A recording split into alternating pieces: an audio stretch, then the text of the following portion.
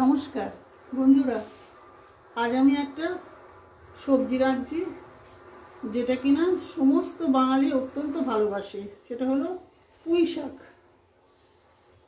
আমি আগে কড়াই একটু তেল দিলাম, সর্ষের তেল দিয়ে একটু এবার ফোড়ন দেবো। হ্যাঁ, আমি তেলের উপরে এবার কটা লঙ্কা দিলাম, শুকনো লঙ্কা, আর ফোড়ন দিচ্ছি দুটো জিরে, 5 ফোড়ন, কালো জিরে। 5 ফোড়নই মেনলি দেওয়া হয়, কিন্তু জিরেতে টেস্ট আনে আর কালো জিরে তো ভীষণ আরো বেশি টেস্টফুল হয়। ওই জন্য 3টে মশলা আমি মিশিয়েই দিই এই চচ্চড়িতে, এই ধরনের সবজিতে।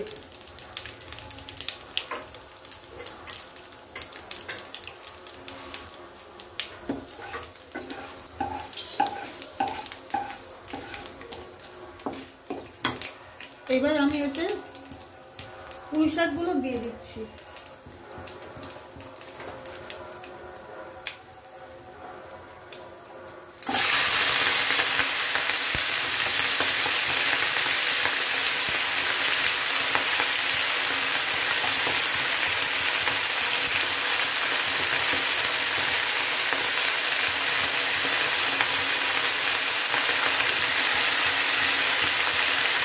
একটু নুন দিয়ে দিলাম, তাতে কি মজে আসবে, তাড়াতাড়ি মজে যাবে।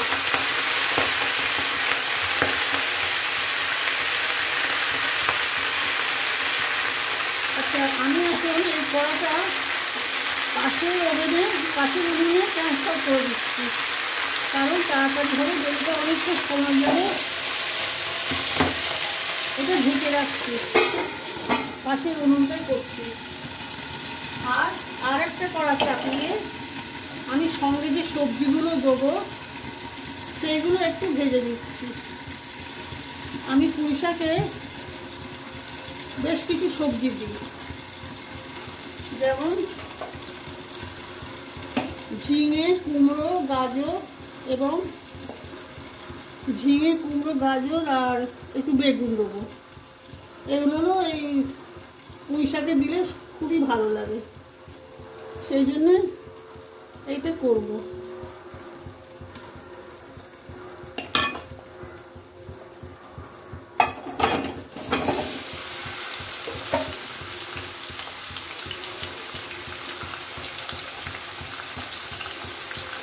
এতে একটু নুন দিয়ে দিলাম, আর বেগুনটা একটু পরে দিচ্ছি, কারণ বেগুন বড্ড তাড়াতাড়ি গলে যায়।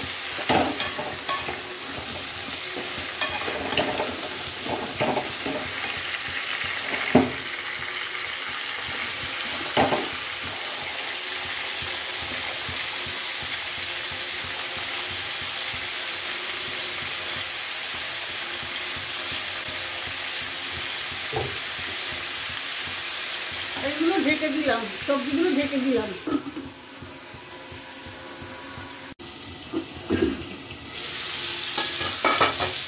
সবজিগুলো একটু ভাজা হয়েছে, এবার আমি এর মধ্যে বেগুনগুলো দিয়ে দেবো।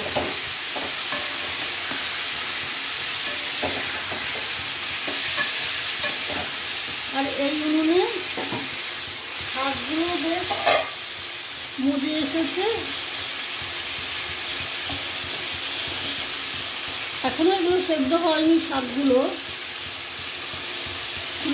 ঢাকা দেওয়া আছে তো, শাকের জলে শাক সেদ্ধ হয়ে যাবে।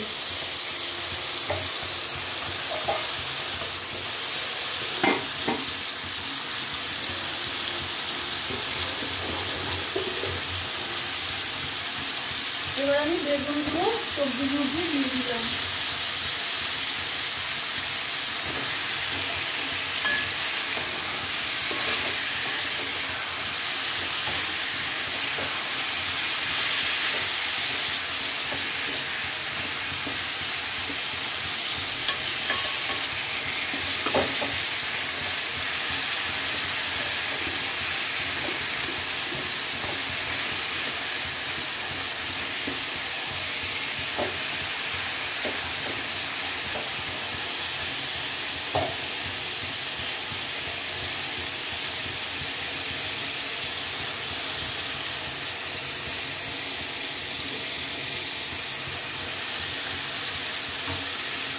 একটু হলুদ দিয়ে দিলাম।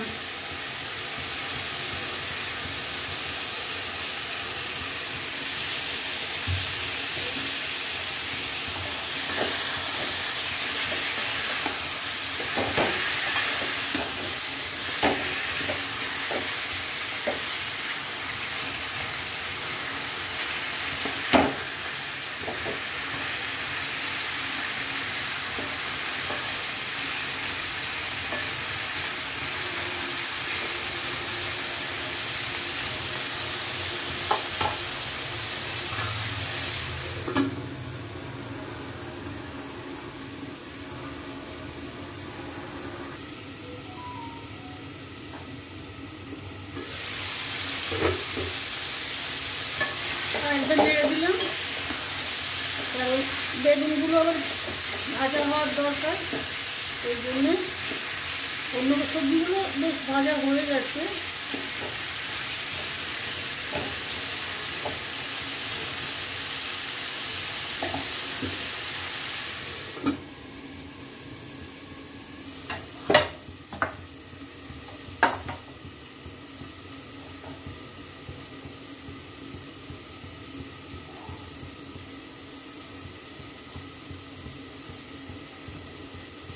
এবার আমি এই সবজিগুলো নামিয়ে রেখে চিংড়ি মাছ দিতে হবে। এই পুঁই শাকে চিংড়ি মাছটা একটু ভেজে দেবো।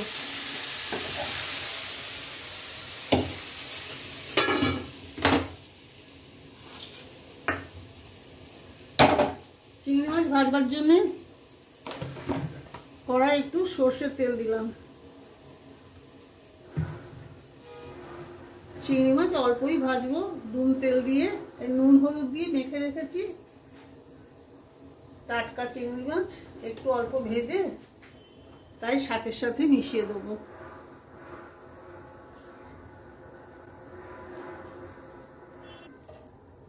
হ্যাঁ বন্ধুরা, আমি এবার চিংড়ি মাছটা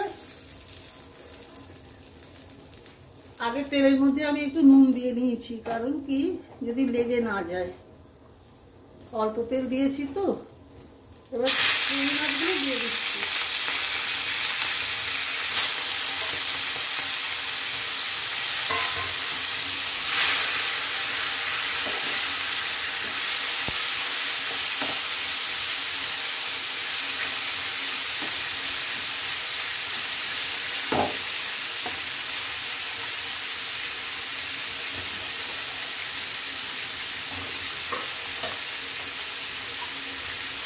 একটু ঢেকে দিলাম।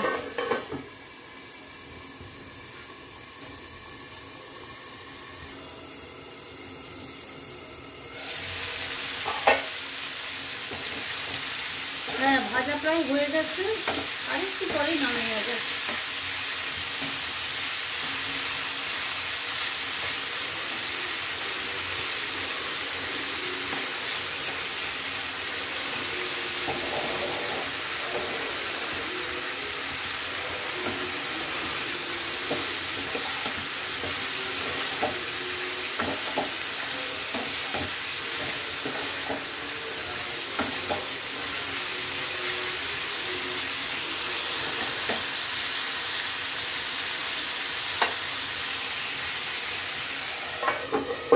আবার ঢেকে দিলাম। এইবার কড়া শুদ্ধ নামিয়ে নেব, নিয়ে আবার ওই শাকটা বসাবো, পুঁই শাকটা বসাবো।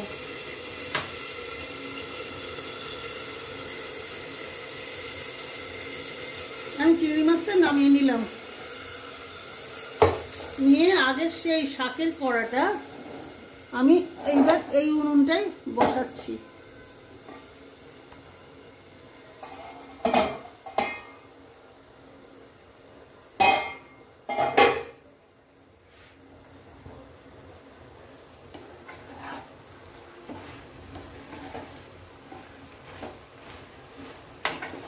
সেদ্ধ হয়ে গেছে, এতক্ষণ ধরে ফুটেছে।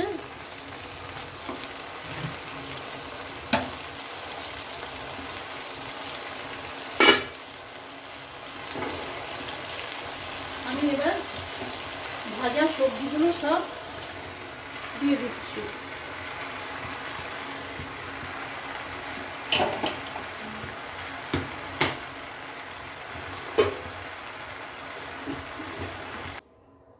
আমি সবজিগুলো মিশিয়ে দিয়েছি পুঁই শাকের সাথে, দিয়ে এবার ভাজা চিংড়ি মাছ দেবো, দিয়ে একটু মশলা দেবো।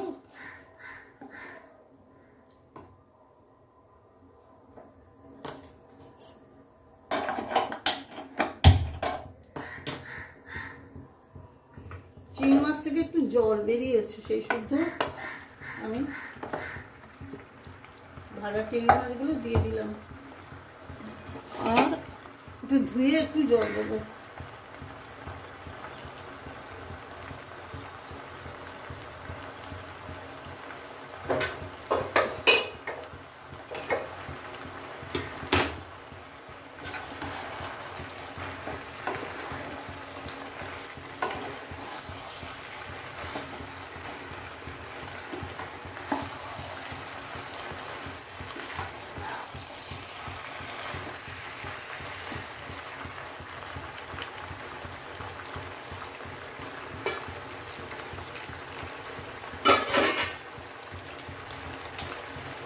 এবার এর মধ্যে দেবো আমি একটু সর্ষে বাটা আর পোস্ত বাটা।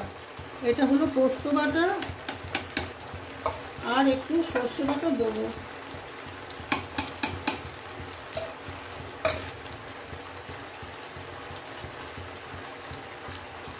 অল্প একটু সর্ষে বাটা দিলাম।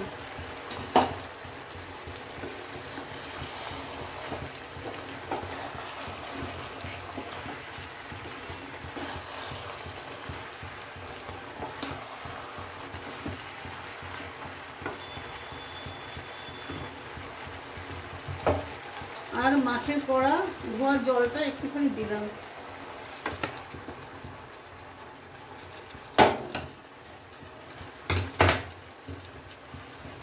আর পোস্ত বেটেছি, সেই মিক্সিটা ধুয়ে একটু জল দেবো।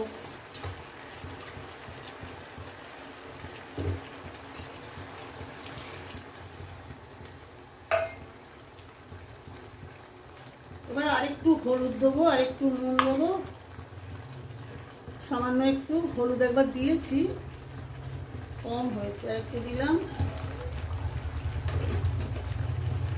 এইবার আরেকটু নুন দেবো,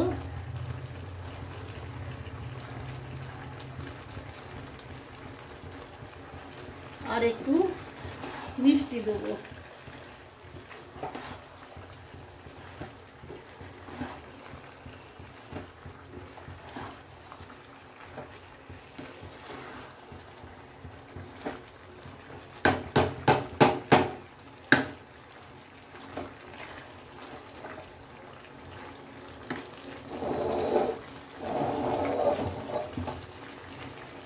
এইভাবে পুঁই শাক রাঁধলে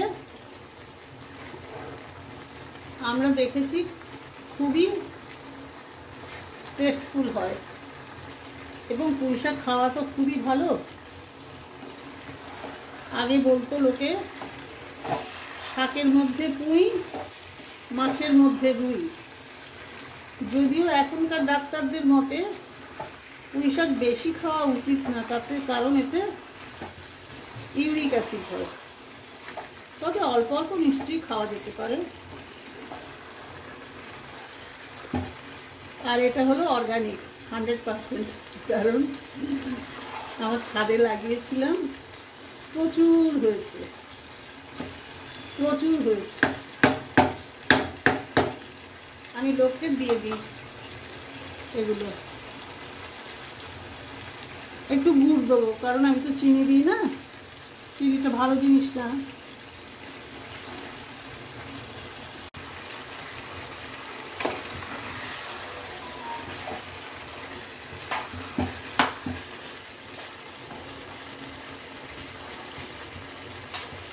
শুকনো লঙ্কার গুঁড়ো একটু দিই, তাতে একটু লঙ্কার টেস্ট না হলে ভালো লাগে না। আর সামান্য একটু জিরে দিলাম, আর কয়েকটা কাঁচা লঙ্কা ফেলে দিলাম।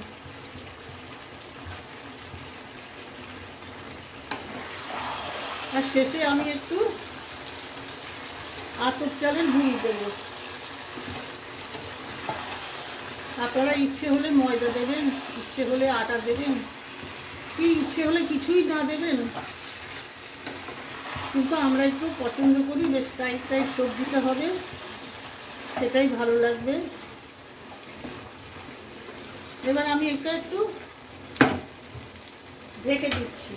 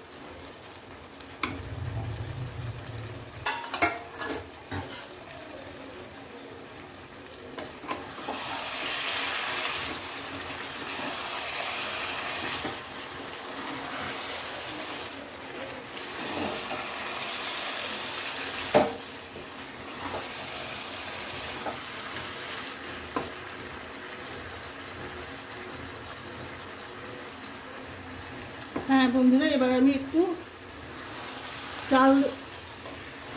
আতপ চালের গুঁড়ো দিচ্ছি, বেশ একটু টাইট ভাব আসবে।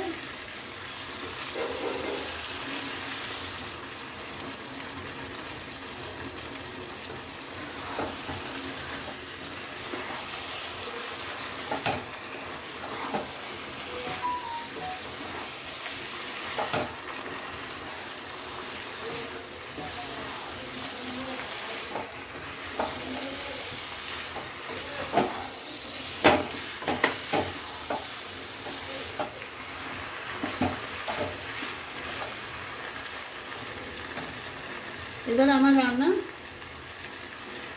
শেষ হয়ে গেল। এবার এটা আমি সার্ভ করব।